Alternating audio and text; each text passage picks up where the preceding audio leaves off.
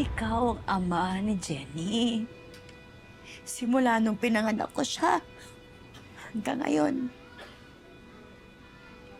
ikaw lang ang kikilalanin niyang ama.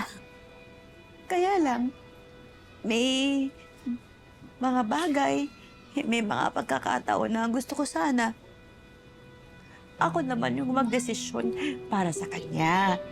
Kagaya ng pagdesisyon mo na sumali na siya doon sa bootcamp. Naisip ko lang na hindi naman sa lahat ng pagkakataon, yung gusto ko lang ang gagawin ni Jenny.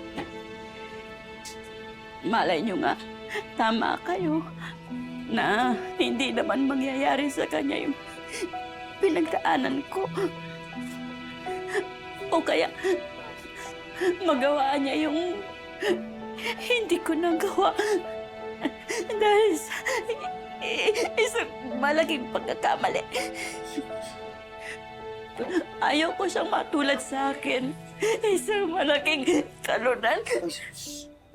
Nay, bebe ko. Uy, hindi ka talunan. At hindi talunan yung anak natin. Oo, bumagsak ka. Pero ang nakakabilib sa'yo, bumangon ka sa pagkakabagsak mo.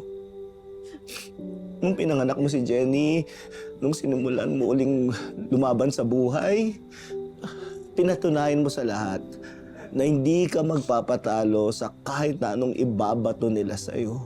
Kaya naniniwala ako na hindi magiging talunan ng anak natin, na magtatagumpay ang anak natin kasi kagaya mo siya.